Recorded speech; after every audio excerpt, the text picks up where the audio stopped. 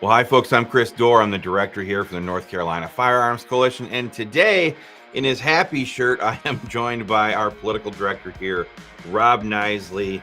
And What's up, everybody? We wanted to give you guys an update on where the gun bills are at the General Assembly in Raleigh, and to give you guys some breaking good news about one of the pro-gun bills that we're working on, in addition to the other one, the permitless carry bill. So with that, let's just jump right into it. Rob, what is on your shirt, by the way? So this is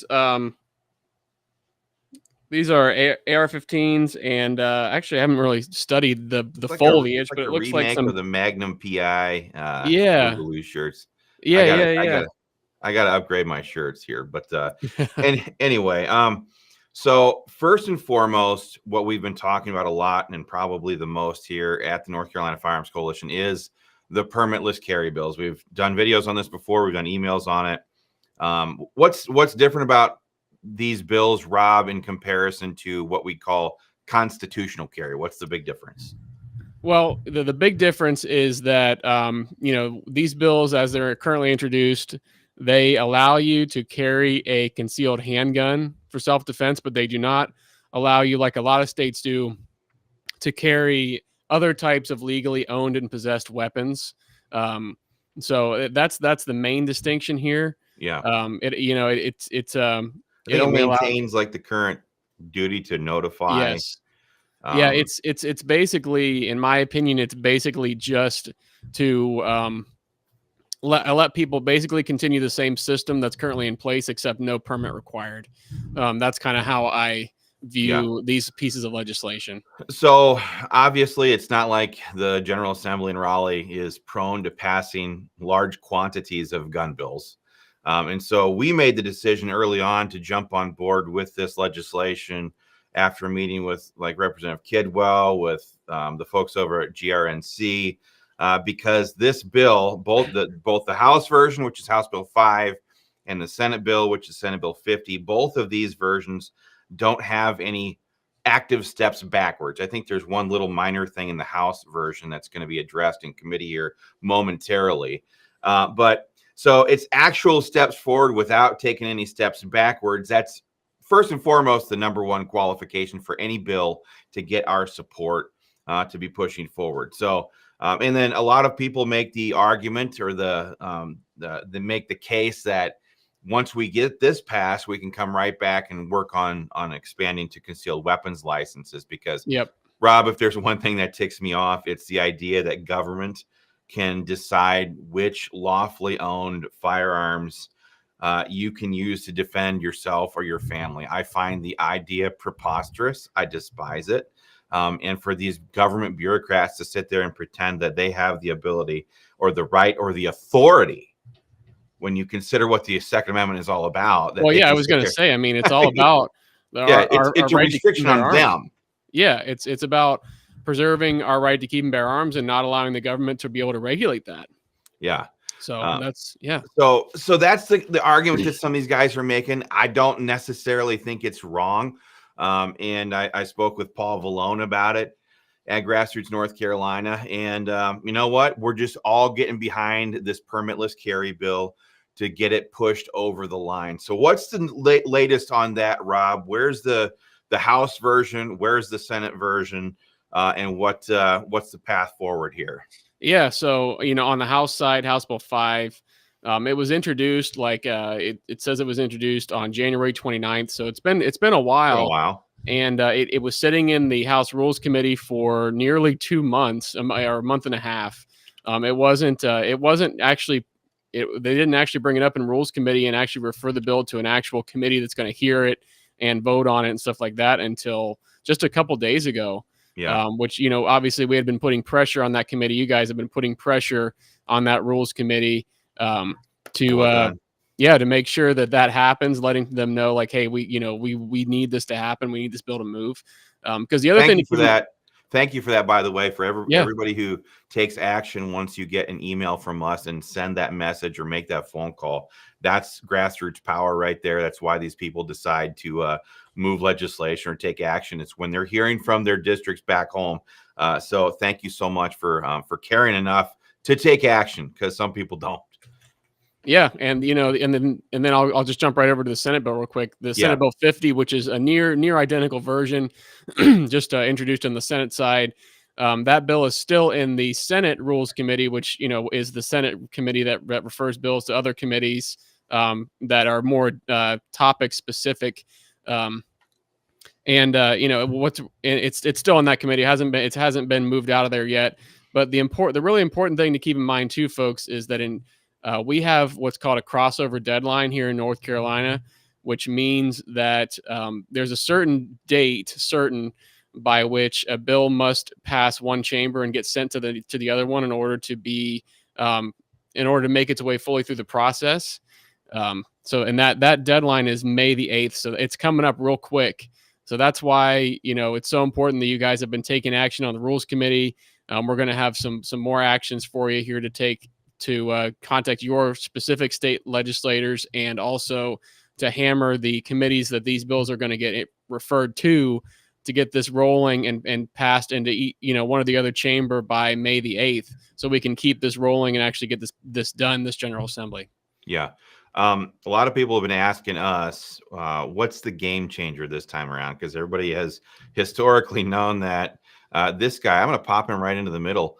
This is the leader of the Senate, Phil Berger. Historically, Phil here has been kind of an obstacle to some of the gun bills passing, constitutional carry last time around, and other gun bills. Definitely a heel dragger, but this time it's a game changer. There's a different environment right now because Phil Berger here is a co-sponsor of Senate Bill 50, right? Which means that he's signaling to the entire state it's time to move this legislation. And if I remember right, Chris, correct me if I'm wrong, but I believe that Mr. Berger here was in the media also not too long ago, actually saying that he supports it and wants it through this time. Yeah, and that's like a wind change when they officially go to the media and start talking like this. It means that the environment is getting to the point where they can no longer hold it back, or they have decided that they're going to just push it all the way across the finish line. And let's jump over to this guy here, Keith Kidwell. This has been a very popular name in gun politics in North Carolina for a number of years. I'll tell you something. I like most pro-gun legislators, but I don't like Keith here for one reason, and that is he's a little bit taller than me. I'm 6'2", and I get close to this guy, and he's a couple inches taller than me. I'm like, daggum, how come he had to be a little bit bigger? But I like to be the big guy in the room. But Keith is the big guy in the room, and he's pushing real hard on House Bill 5 here, and has been pushing for constitutional carry or permitless carry for a number of years. So that's kind of like the legislative leaders that are taking this bull by the horns here. But so the House bill, Rob, what'd you say? It's in Judiciary 2 committee now? That's correct, yes. Which is actually, it's actually interesting. That was the same committee that last General Assembly had constitutional carry in it and totally butchered it. Didn't they? They added training requirements and all kinds of other nonsense, and then sent it to the floor. So that committee has a history with this legislation, so it'll be interesting to see what happens this time. Yeah, I think there was some wheeling and dealing going on last time to try to get that bill across the finish line, and then that whole thing kind of backfired. I don't think we're going to get in that position again. I've been talking with Keith Kidwell about it. I don't think that stuff's going to rear its head again. And I think we're going to have a clean permitless carry bill coming out of the House chamber. So, folks, with this video, I'm just going to call it out right now. There's a link. We are urging people to contact the Judiciary 2 committee and tell them to move the bill. First of all, fix the tweak. I don't remember what the tweak was right off the top of my head here. I'll have to go back and look at it. Make the tweak that is necessary on this legislation. And number 2, don't accept any watering down amendments. Yes. Okay. That is so often the case. Legislation starts to move. The legislators get a little bit more receptive. They feel the pressure from the grassroots. There's this sense of inevitability that sometimes takes over a General Assembly. We want that. That's a good thing. But what the gun grabbers do to try to throw up walls to slow this down as they try to come in there to these committees, and then they offer seemingly innocent amendments that totally gut and destroy the entire purpose of the bill. We can't let that happen. It's happened before. Rob and I have seen it time and time again yes. in states all across this beautiful land. And we don't want it to happen this time around, because if they adopt some bad amendments, chances are the Senate might just say, okay, no problem. We'll pass the House version instead of the Senate version. And we don't want that. So we want both versions to stay clean. Right now, the Senate bill is very clean. Yes. And so please click the link and fire off an email to the Judiciary 2 Committee and tell them to clean it and fix it and pass it without any watering down amendments. Same goes with the Judiciary Committee over on the Senate chamber, right, Rob? Senate Bill 50? Yes. Yeah, they're still. It's not there yet, but we anticipate that's where I'm they sorry, will yeah, send it. Rules Committee. Yes, Committee. and That's Rules Committee. Yeah, we need to get out of Rules Committee first.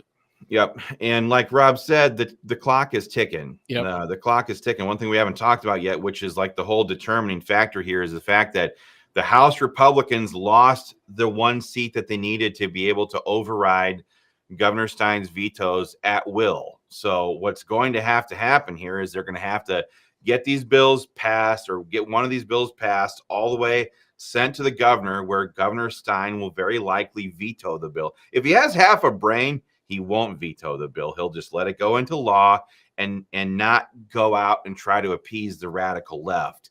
And he'll just run to the moderate middle and let it pass. But likely that won't happen. He will likely veto it. So at that point, the bill has to come back to the Senate, which is why at the end of the day, I think the Senate bill should be the one that passes, so that once it passes the House and gets sent to the governor, when he vetoes it, it goes right back to the Senate chamber. They can veto override it there because the Senate Republicans still have a veto-proof majority. They can send it over to the House, and then that's when the political mechanics come into work. You see, we need one Democrat to be either sick or excused or absent for some reason, stuck in the bathrooms or stuck in the elevators at the office building there. I've heard some legislators talk about corralling about 4 or 5 Democrats in an elevator and then accidentally break. No, I'm just kidding. But that's what might have to happen here, because quite frankly, they wasted the opportunity that they had last year when they had veto-proof majorities.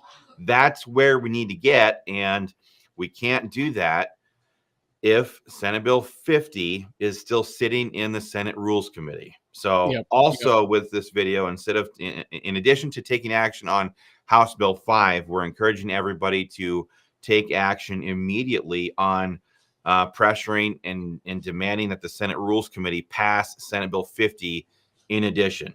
Okay. Yes. And again, that's brings us right back to Phil Berger. He's a joint sponsor. He's a co-sponsor on the bill. And there's no reason why we're just going to sit on these bills and let the clock keep ticking. That's why I don't like that. Rob, do you like that? No, not at all. Like when you know you got a job to do and you wake up in the morning and you sit there, what's the better course of action? Do you just get up, hammer your coffee, and get right to it? Or do you sit there and lounge around and let half the day waste away and then saunter slowly? No, that's not how anything good gets done. Right. So especially when we're talking about our employees, our state legislators, that we pay for, that work for us, we expect them to do their jobs. There's so few people that actually have that mentality when you go there and talk to legislators themselves. They think, and Rob, you used to be a legislative aide for several years.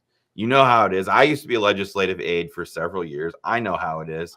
These legislators get all these lobbyists. These lobbyists call ahead of time and they arrange these meetings and they get to welcome them in, and they all wear their little pin on their lapel. I'm Representative so and so, and they all begin to feel like they're like the president or something. Yeah, can't forget the swanky banquets and everything else and the freebies. Yeah, the lobbyist dinners and I mean, how many hors d'oeuvre platters can they hoover down in a legislative session? I think more importantly, how many can you fit in a pocket and take home later? I know the cheapskates, they're doing that too. Absolutely, they are. Especially the ones who live out in the middle of nowhere and weren't anything before they luckily got elected. They love the hors d'oeuvre platters. But anyway, We want action now. Donald Trump got elected in November. He didn't, when he took the oath of office on January 20, he didn't take a month of vacation. He didn't come out of the gates sauntering. He came out of the gates swinging. That's exactly what gun voters want in Raleigh for the first time in a long time, but they're not getting it so far. And that's why we're asking you all to take action now on permitless carry. So yeah, please do that. And here's another thing to keep in mind. I mean, if permitless carry were to pass tomorrow, North Carolina would be the 30th state. Is that right, Chris? Number 30. 30, which is just absolutely abysmal. What is that? The 40%, 40th percentile. I mean, that's an embarrassment. Half of the states. I mean, that's an embarrassment. Yeah. So we're dragging behind. I mean, South Carolina beat us, Tennessee beat us. We've got to get our, and we did have Republican supermajorities for a while, and we're nearly there now. There's no excuse why they shouldn't be passing this. None at all. So put the pressure on them, folks. Yeah. Don't let them talk down to you. Don't let them say stuff like, now's not the right time and blah, blah, blah, blah. No, the right time was 15 years ago. The very least they can do is take action right now. That's right. So please send those emails. Click both of them if you can, and send those emails off right away. The second thing, and this is the great thing we wanted to tell you about today, is we have been working with State Representative Brian Echevarria. I think that's how you pronounce his name. He says it, the way he says it is just fantastic. I butcher it. But this guy right here, Brian Echevarria, is the proud bill sponsor for the North Carolina Firearms Coalition Second Amendment Protection Act. Rob, I love permitless carry, don't get me wrong. But when I think about SAPA, as we call it here at NCFC, the Second Amendment Protection Act, this bill gets me going because for the simple reason that is so forward facing. It's looking down the road into the future at these tyrant wannabes who want to control Washington, D.C. and the White House. And it basically raises a giant middle finger to their tyrannical government gun control plans and says, ain't going to do it here. So, Rob, you want to look up how many law enforcement officers there are in the state of North Carolina? That's a number I don't have at the top of my head, but it's going to be a big number. I'm going to illustrate to you guys the power of the Second Amendment Protection Act. Simply put in very basic terms, the Second Amendment Protection Act prevents North Carolina law enforcement from ever being used to enforce federal gun control laws that are passed by Congress, executive orders that are issued by any president, or agency rule changes, for example, like the ATF did with their unconstitutional pistol brace ban or their redefining of what a firearms dealer is. Rob, you got that number roughly? Yeah, it's roughly everything. What I'm finding is North Carolina's got roughly 20,500 law enforcement and sheriff deputies. That tracks about right. So here's why SAPA is so powerful, ladies and gentlemen. In the ATF, which I think should be disbanded and abolished and eliminated as a federal lawless agency, it's an unconstitutional agency. They have roughly 5,500 enforcement officer agents in the whole department. In the whole agency, roughly 5,500. Roughly 3,500 of that 5,500 are actual enforcement officers. In other words, there's roughly 3,500 federal law enforcement officers tasked with enforcing federal gun laws nationwide. Meanwhile, the state of North Carolina itself has roughly 20,500 officers to enforce the laws of the state of North Carolina. This is what our founding fathers were so brilliant about. They did not want federal government to have broad police powers because they knew if they did, that central government, that federal government would get so big, it would just totally trample out the states in their entirety. And it would just be United States of America. And the founding fathers knew that, so they made it so that in order for there to be broad federal law enforcement, that these federal agencies would have to go to the states and ask for their cooperation. SAPA says, no, We're not going to be in the business of enforcing that stuff anymore. We're going to enforce the laws of North Carolina that North Carolinians elect us to pass, that are enforced by law enforcement officers that North Carolina taxpayers pay for. It's a beautiful system of checks and balances that simply says, we believe you radical lefties, when people like Beto O'Rourke stand up there and say, hell yes, we're going to take your AR-15s. Remember when Joe Biden was standing in the Rose Garden saying, ban assault weapons. We believe them. Don't we, Rob? You and I believe them. Yeah, so does Brian Echevarria here. Yep. We believe them when they tell us that they want to ban firearms. And firearms, according to the Second Amendment, is our check and balance on tyrannical government. So the SAPA law is by Echevarria here is very simple. It says we are not going to allow you to use our law enforcement resources anymore to enforce your federal gun control laws. We're going to enforce North Carolina laws. And it's just beautiful. Rob, is it going to hold up in federal court? Oh, yeah, I think 100%. And we have worked on this legislation. How long have we been working on this, Chris? For years now, actually. Since 2020, really. Yeah, really fine tuning this bill. We have been ears to the ground, paying attention to all the court cases, especially out of Missouri. We learned a lot. We helped. Yeah, we helped State Representative Jared Taylor and State Senator Eric Burleson pass SAPA in Missouri in 2021. It was the first state to pass it. Yep. I've been involved with the federal court case there this entire time. All of the lessons that we learned in the process of passing in Missouri have been incorporated into the bill now that Representative Echevarria is introducing.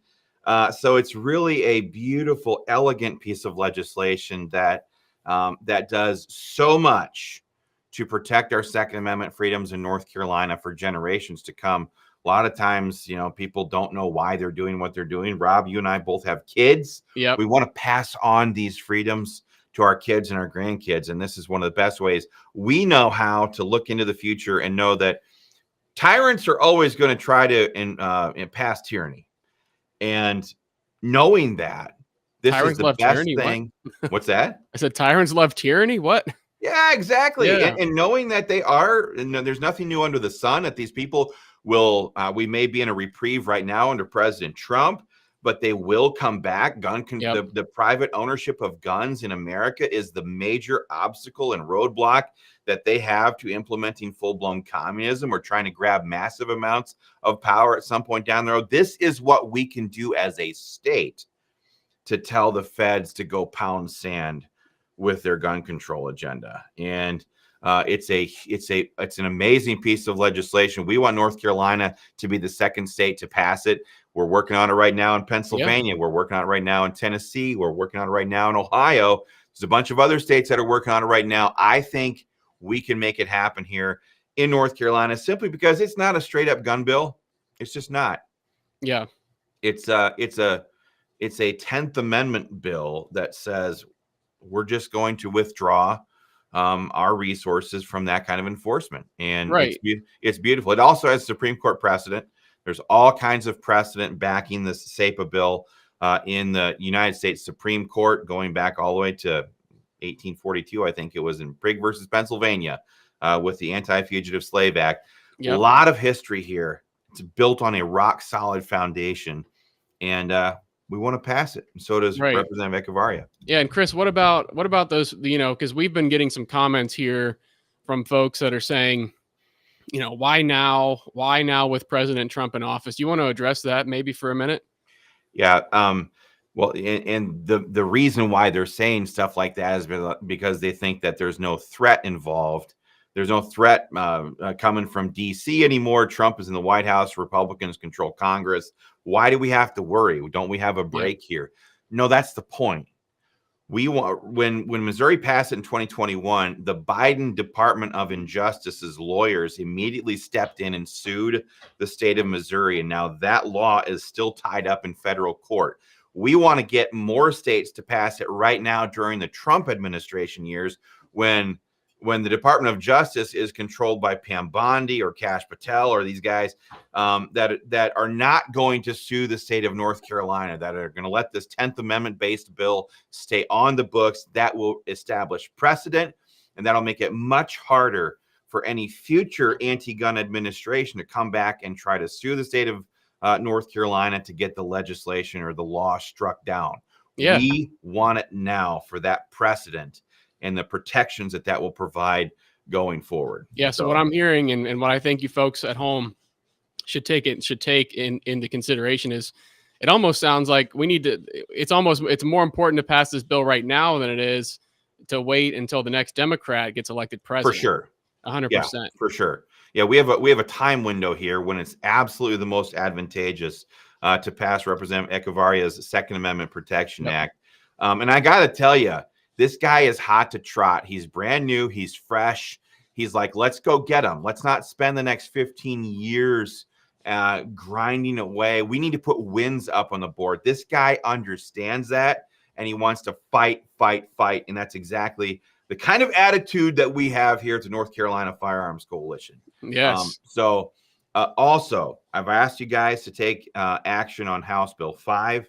Thank you for doing that. I've asked you to take action on Senate Bill 50. Thank you for doing that. Now I'm going to ask you to do one last thing, maybe not the last thing, but the second to last.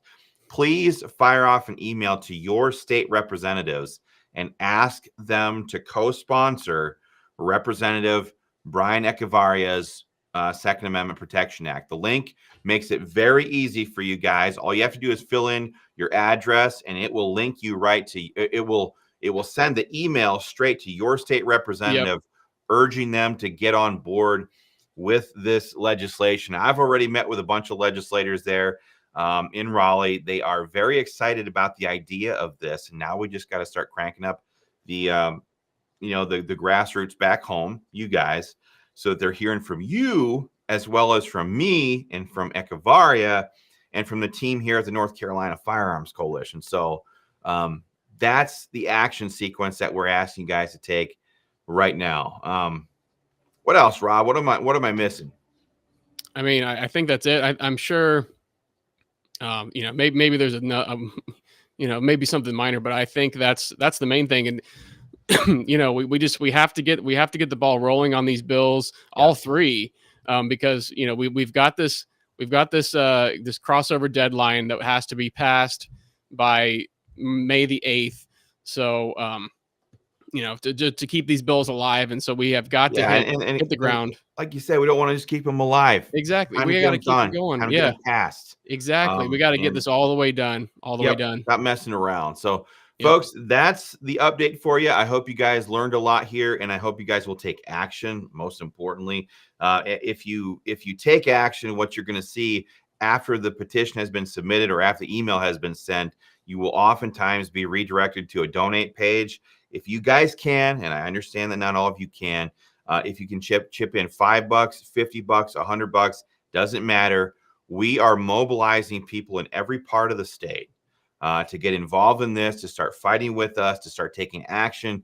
Because one thing I hear over and over, we hear from these legislators all the time, the radical left, these red shirt radical lying commie mommies that are down there at the Capitol all the time, or the state legislative building, with their red Moms Demand Action shirts on. And quite frankly, whenever I see these people, I really doubt that they're moms. Even dudes, for some reason. Like old liberal white dudes, right? Yeah. That are always wearing their Moms Demand Action shirts. I always look at them, I'm like, your kids are probably absolutely miserable. They probably hate you now that I think about it. So these legislators see them all the time. The very bare minimum that we need to be doing as a gun rights community is making sure that these legislators who work for us are hearing from us about the direction we want them to go and the actions we want them to take. So please click these links, take action, fire off those emails, and then chip in whatever donations you can afford. And let's get this legislation done.